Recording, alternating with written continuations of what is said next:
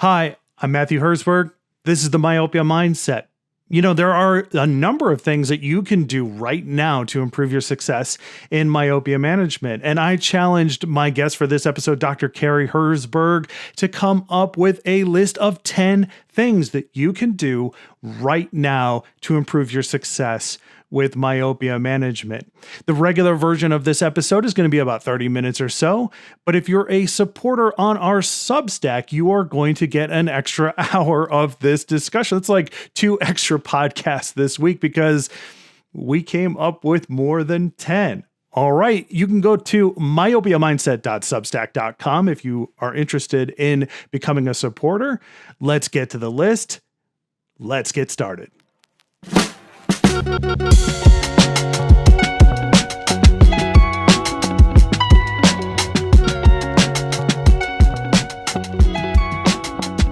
Okay, here we go. It's time for the Myopia Mindset. This is my favorite time of the week where I get to sit down with my guest co-host, Dr. Carrie Herzberg. And if you don't know Carrie Herzberg, he is one of the all-time legends of ortho-K and myopia management. He's been doing ortho-K and myopia management for 50 years now. I grew up in his practice. He's my dad. Carrie, welcome back to the practice. Hey, it's good. Welcome back to the podcast. No, it's good to be here. I'm a living legend. That's the best thing of all. Yes, very much alive and legendary. I know a lot of legends, but they're under the ground. So, but living is a better part of being a legend. It's being the living one.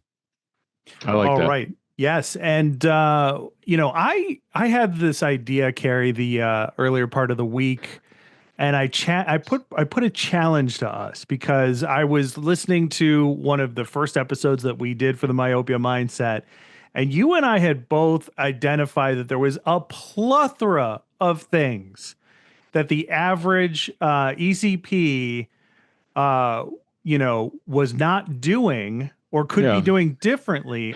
And their path towards success. So much material, buddy. So much material. Yeah.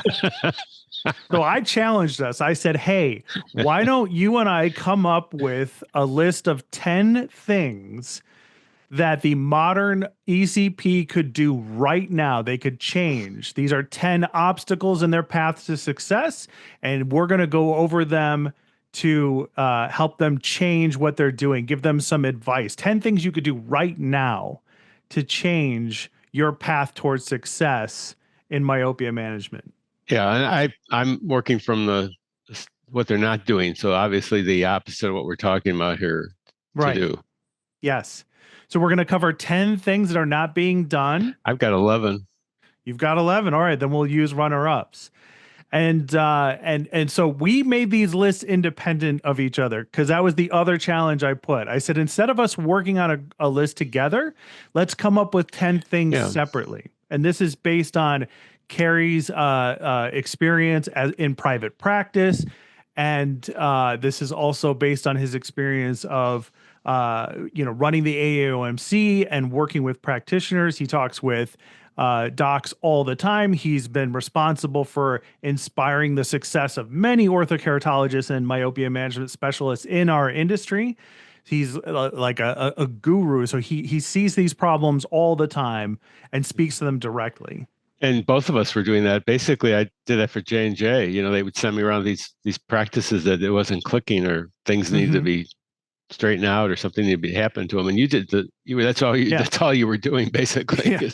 Well, at the AAOMC, when I was the executive director of that group, I had the weird benefit of working with some of the best in the world at ortho-K and myopia management. I got to go to their practices.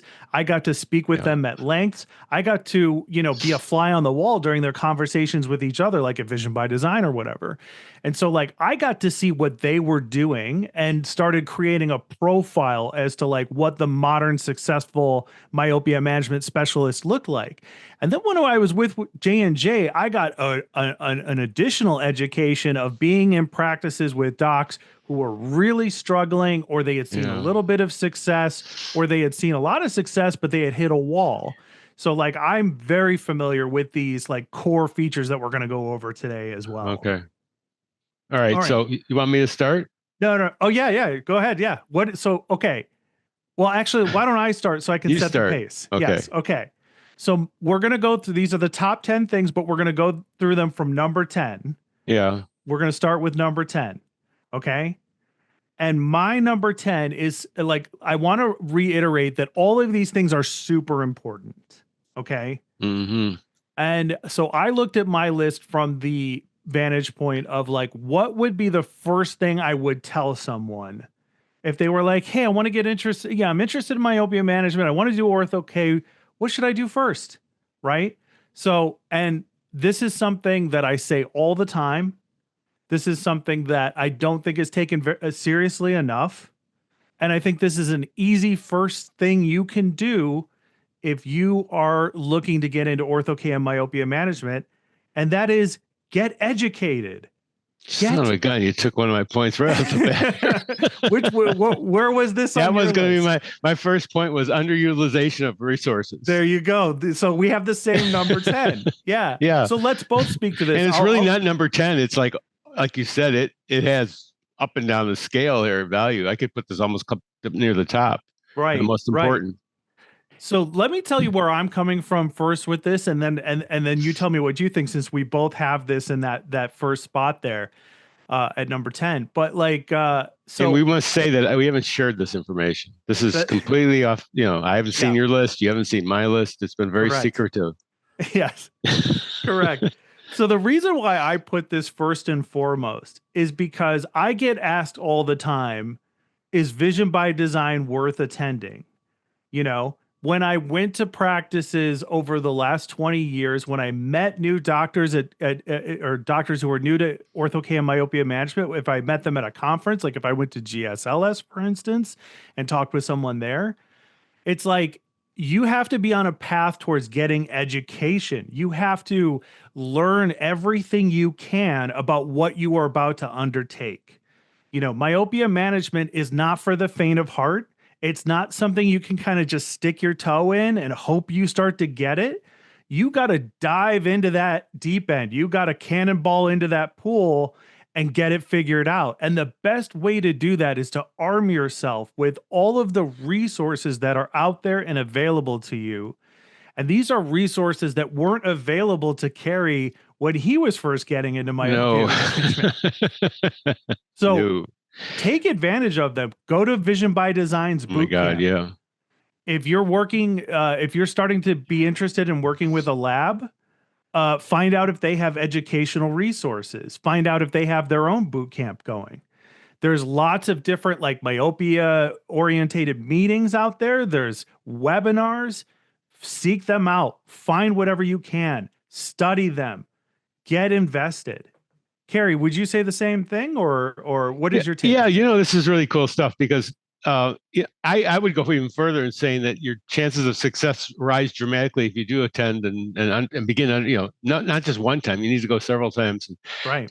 To boot camp and to regular meetings to really understand this field. Vision by Design is the best myopia meeting on the planet. There's nothing even close to it. And if you want to do this job of dealing myopia management, see, this falls back to the same thing we talked about having an OD degree means that you basically it means you have a right to know nothing. You really it's a start for your education, not the ending. So so you get the degree, you feel like, oh, I should be able to just do this. I'm gonna put this in my practice. It's gonna work out. I'll just talk to somebody if I need to, I'll call a lab or something if I have a problem. It's not the way this works. I mean, you wouldn't, I hope you wouldn't do glaucoma like that. Right. These other medical types of problems, because you need the experience, but you get that stuff, you get the background, your resources. Look at even further than that, get accreditation from, the International Academy has a myopia management certification that's really straightforward. It's tested, it's just your knowledge basically. You don't have have to have any skills in ortho, anything else. You just have to have a knowledge of the field, and this to certify the fact that you do.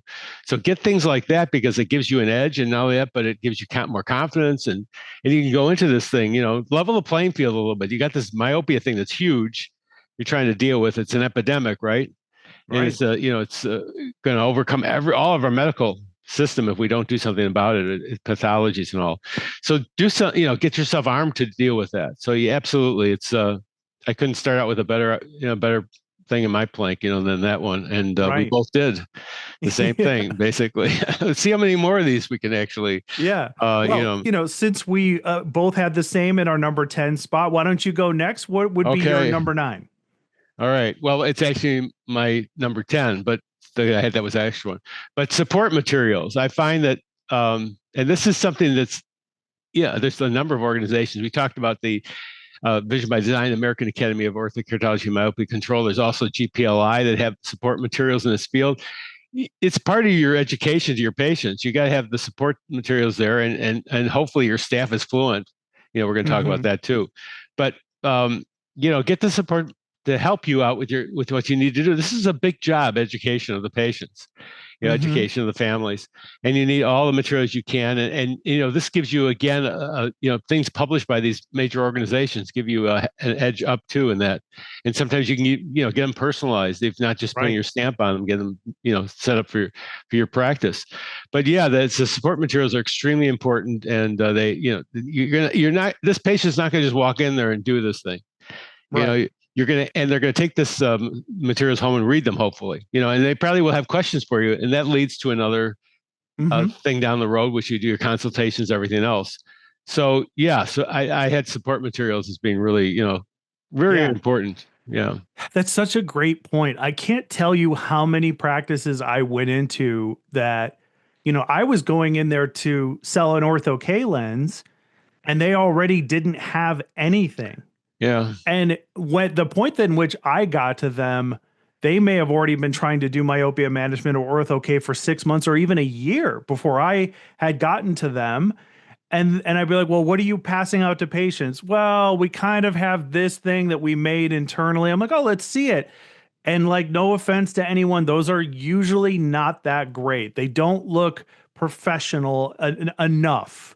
They don't, you want to reflect this idea that you know what you're doing at this practice. And if you're passing them a homemade thing that maybe your cousin made for you or whatever, it doesn't really give the vibe that you know what you're doing. Your office knows what you're doing. You want to give off the impression that you are well put together. And having those resources, especially from your industry partners, are a huge advantage to that. And I can't believe more people don't take advantage of them. When I was selling ability, I would go to a practice and I'd be like, do you need more brochures? And they'd be like, no, we're good. And I'm like, you're not passing out enough brochures. Like you are Literally. not you know what I'm saying? Like these are things, this costs you nothing to be like, here's a brochure about the myopia epidemic, or here's a brochure about this great lens from, I don't know, Euclid or whatever. You know what I mean? Like the lens we talked about, here's the brochure about the product. Right. Give them multiple ones. If you see them again after you told them last year, give them another one. If they came in for a follow, hand them out. We gave them to the UPS guy. Yeah, I remember that. Yeah, in your practice. Yeah. So I mean, hand them out to everybody. Get the message across there. What's going on? The myopia is it's a universal message. Right. Even if you don't get the patient, you're going to steer them towards someone else who hopefully will. That's the thing. Will they offer it even? Yeah. But you make the effort, and that's what we've done. This has been the whole mission, our whole lives, basically. For sure. The last couple of decades with the academy. Yeah. Yeah. Definitely. And I'll also add that when you hand out materials and they look professional, you should also be forward thinking about what your own stuff would look like, because you eventually want to come back to the idea of custom made stuff that you did for your office, what your messaging is. Don't reinvent the wheel in the beginning. Go to the AAOMC, see if they have brochures, go to your lens partners, your industry partners, see what they have, use their stuff, and then figure out what you liked and didn't like about it. And then when it is time for you to make your own support materials, spend the money, take the time, and get them professional, get them done, get them personalized. And then personalize it. Yeah, exactly. Sure. Don't put the cart before the horse. You got to get down the road here a little bit to do that. But yes, absolutely. It's good. These are good nuggets. Yes. Nuggets. All right. Well, then I'm going to go to what I had for number 9. which is you need to take this seriously and go all in. And this was a Mm-hmm. difficult one because I kind of felt like this should have been number 10, Mm-hmm. but Mm-hmm. I was trying to put myself in the mentality of the up and coming doc who's interested in myopia management. I thought, how can you go all in if you first don't educate yourself and know what's going on? Dabbling is forbidden. Just a no dabble zone. But put the sign out there and put a line through it saying dabble zone, and then put the line circle around it, red circle, and line through it.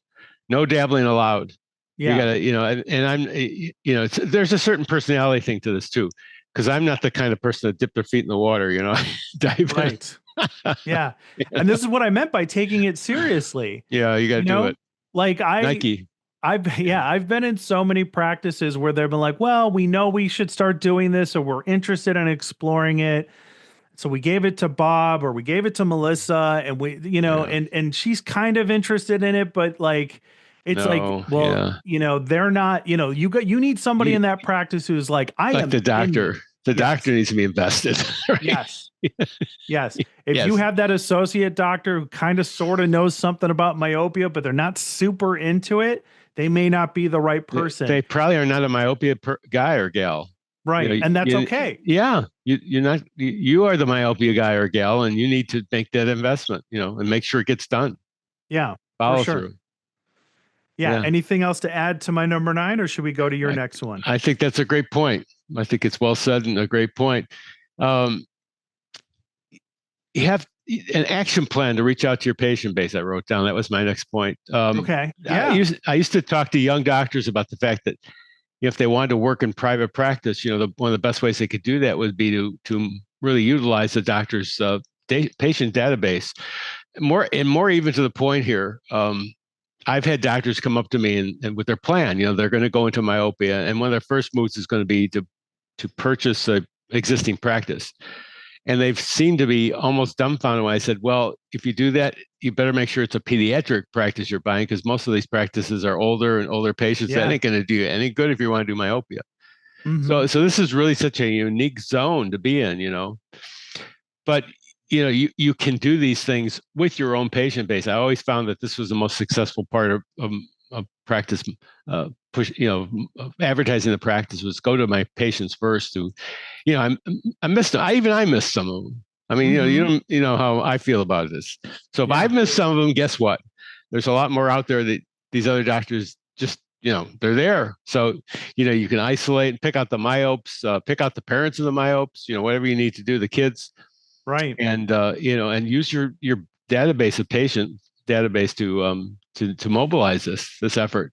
It's a great point. One of the biggest things I've seen is a fear in this is that a doctor will say, well, what happens if I get a 45-year-old in here who wants ortho K or something, and because I'm advertising all these different things I do.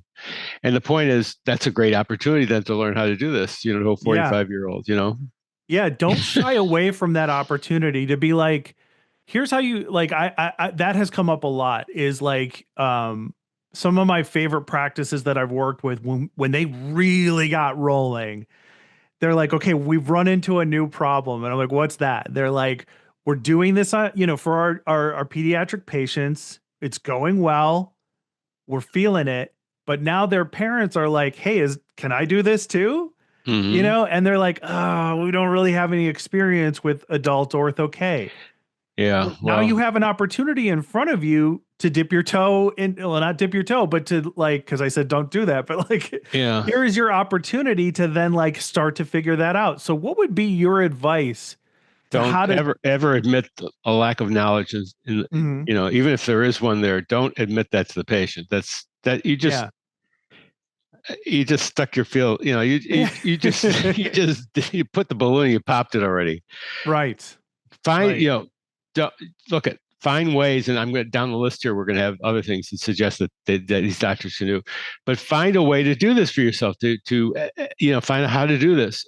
But don't ever admit to the patient that unless it's something that you are not going to be doing for that patient. Like for instance, in my practice, we did we didn't do a lot of glaucoma because I never did enough of it to feel comfortable with it. I would refer the patient out. And one of the first things I would tell the patient is, look, I don't do enough of these to really be active in it. We're going to refer you to someone who does.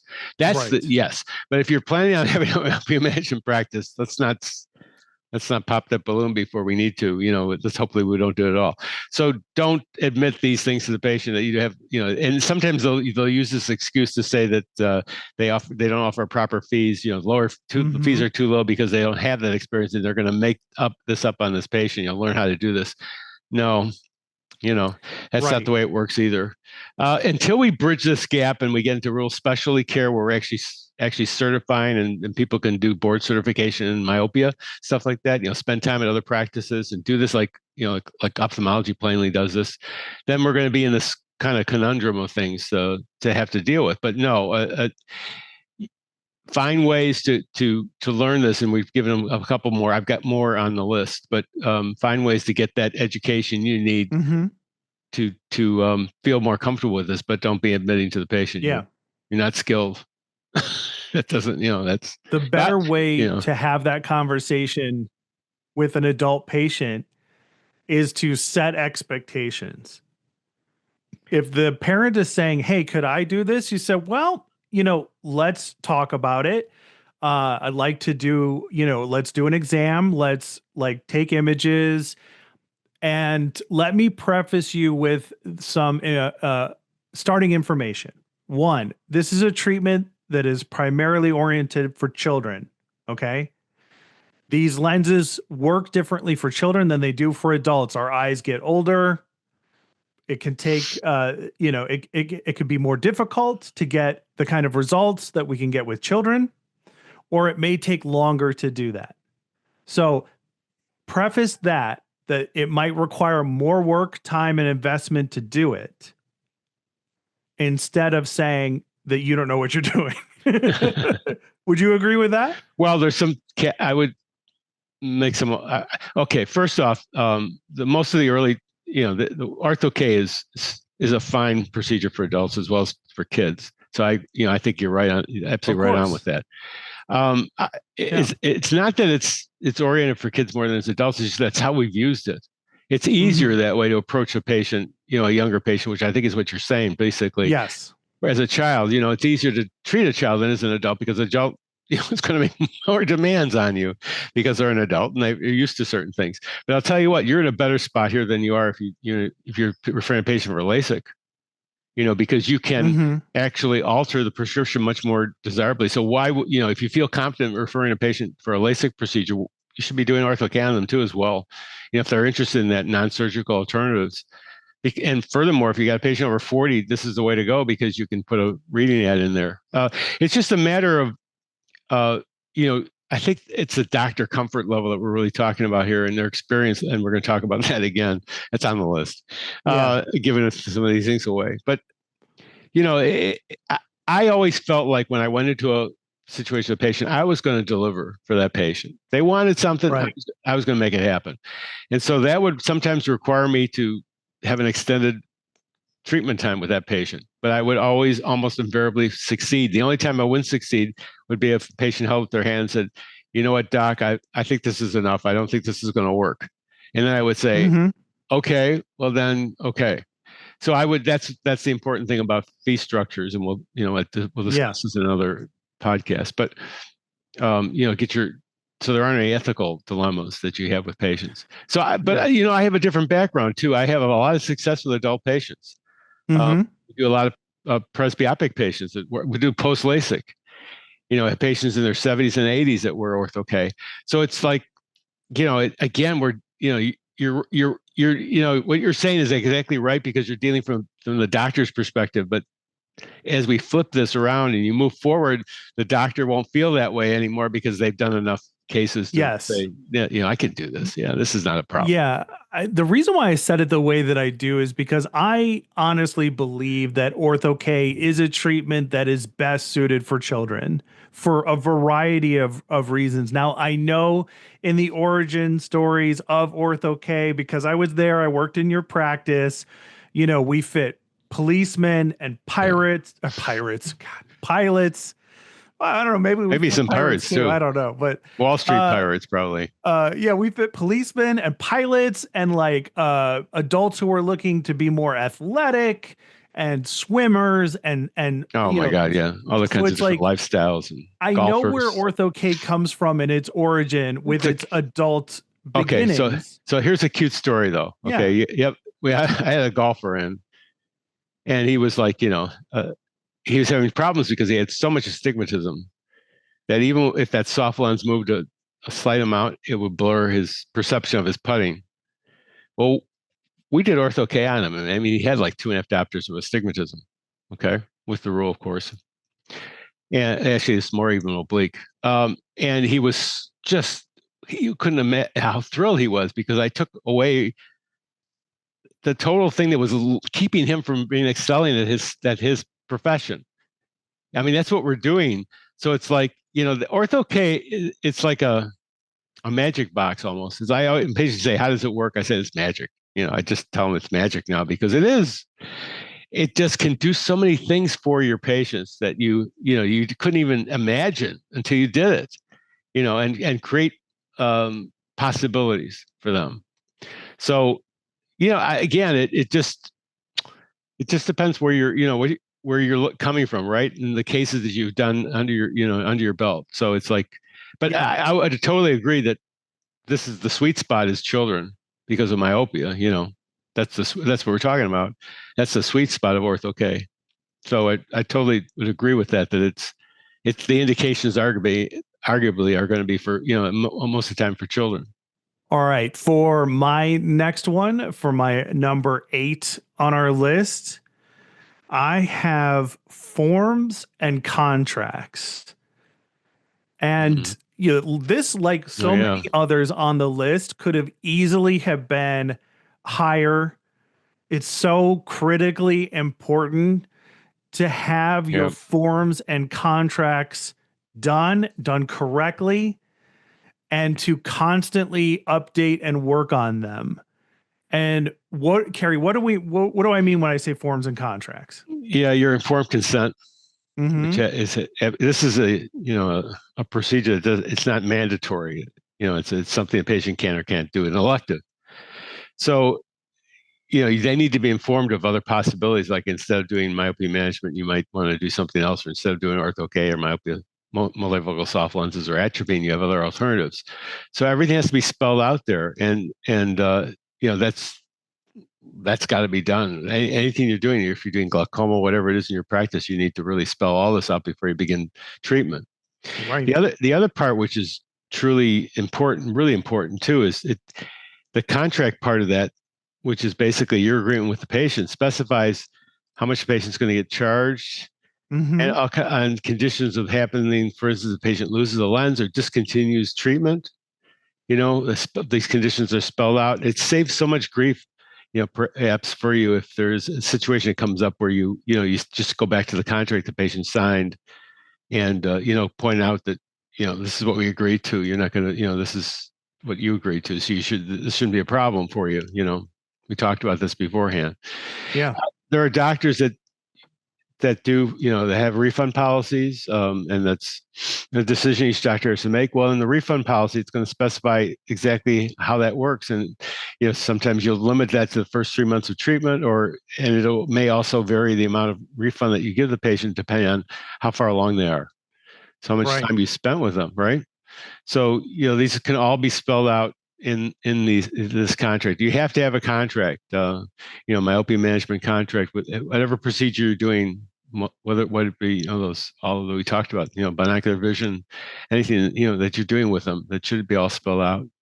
Very important. Great point. Yeah. And I cannot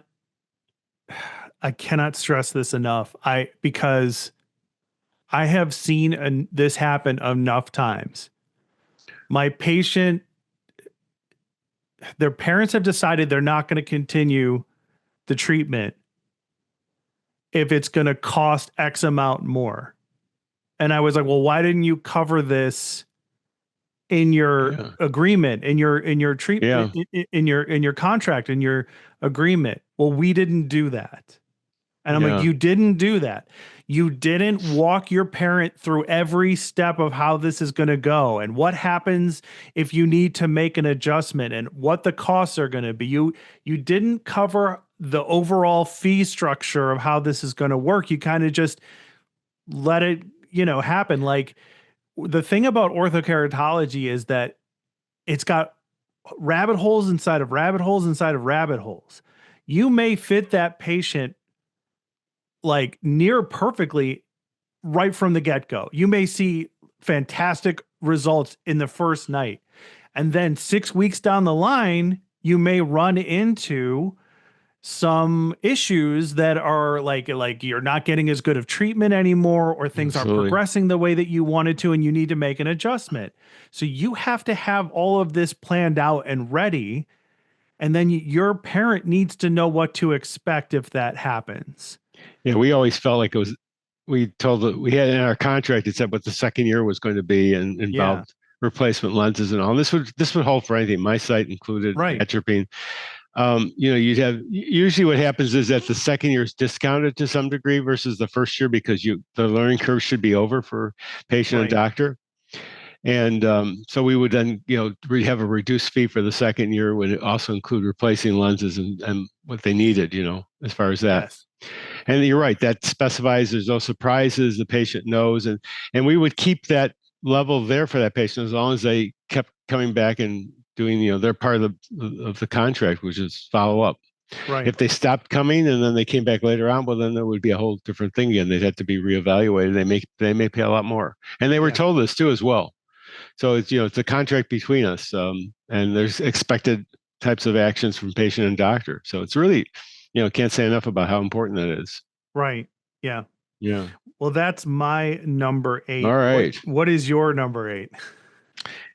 Well, mine is that you don't see enough pediatric patients.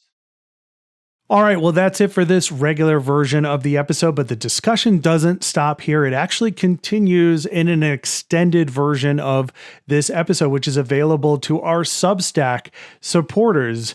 You can, if you're interested in getting the rest of the episode, consider becoming a paid supporter of the Myopia Mindset. In addition to an extended version of this episode and every other episode that we do, you'll also get access to exclusive monthly bonus episodes of the Myopia Mindset. And I know you're interested. You've made it this far.